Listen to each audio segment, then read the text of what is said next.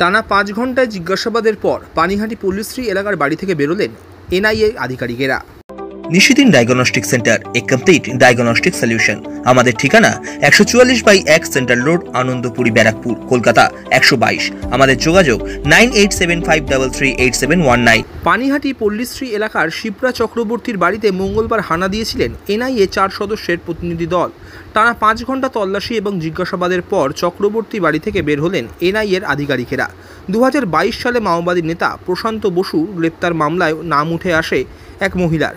সেই মহিলা শিপ্রা চক্রবর্তী বলে অনুমান এনআইএ আধিকারিকদের। সেই কারণেই তার বাড়িতে তল্লাশি করা হয়েছে বলে সংবাদ মাধ্যমের মুখোমুখি হয়ে জানান শিপ্রা চক্রবর্তী। ওনারা যে এটা এসছে হচ্ছে এনআইএ থেকে, আপনার রাঁচি থেকে এসছে। ওটা প্রশান্ত বসু যে 2022 সালে অ্যারেস্ট হয়েছিলেন, সেই যে কেসটা হয়েছে সেই কেসটাতে ইনভেস্টিগেশন প্রসেসে ওনারা আমাকে যুক্ত করেছেন, সাসপেক্ট করছেন। আচ্ছা, তারপর আর এমনি কি জিজ্ঞাসাবাদ করলেন? না না, জিজ্ঞাসা করেনি, ওনারা সার্চ করেছে। আপনারা ঘরের ভেতরে এসে ছবি তুলতে পারেন, অসুবিধা নেই। নামটা কি করে পেলো আপনার ওইখানে? এবার আমি কি করে জানবো? হ্যাঁ, ওরা একটা অন্য নাম বলেছে যা আমার জানার বাইরে, মানে আমি বিলকুল সেই নাম জানি না। কিন্তু ইনভেস্টিগেশনে ওনাদের কাজ ওনারা করেছে। নকশাল সংগঠনের সঙ্গে কি আপনার কোনো যোগাযোগ বা কোনো কিছু কি রয়েছে? না না, এরকম ওনারাও বলেননি, আমিও সেটা স্বীকার করছি না। আর এমনি আর কি বললেন? আর কিছু ওনারা বলেননি। ওনারা খুবই ভালোভাবে, ওনারা আমাকে রাঁচিতে যেতে বলেছেন, একটা ডেট করে নেবেন। আচ্ছা আচ্ছা, সেটা আপনাদের বলে দেবেন। হ্যাঁ হ্যাঁ হ্যাঁ, আমার সাথে আর মাঝখানেও মিট করবে। ওনাদের তো ওটা কাজ, মানে ডিস্টার্ব বা আপনার একটা অপমানিত বোধ, মানে এটা কিন্তু একদম রিপোর্টার না, তার ভাই হিসাবে জিজ্ঞেস করুন। নিতে পারেন। না না, ভাই হিসাবে আমি প্রথমত অপমানিত বোধ করছি না, কারণ আমি চুরিও করিনি, ডাকাতিও করিনি, খুনও করিনি।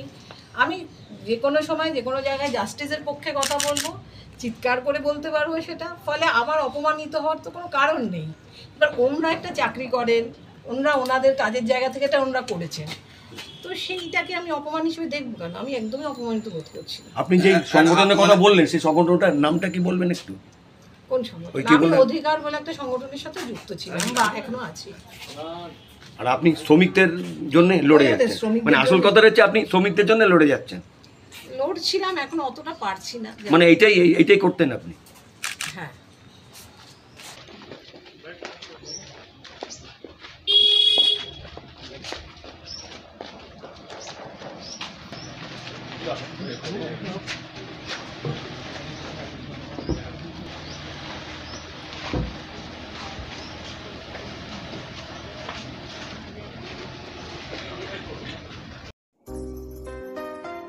সাধ্যের মধ্যে স্বপ্নের ফ্ল্যাট খুঁজছেন? লাবণ্য গ্রুপের পক্ষ থেকে ব্যারাকপুর হরিসভা মন্দিরের নিকটে সোনাঝুরি আবাসন। থাকছে lift, top floor, set, 0% GST. এছাড়াও থাকছে ব্যাংক লোনের সুব্যবস্থা। ফ্ল্যাট বুকিং চলছে।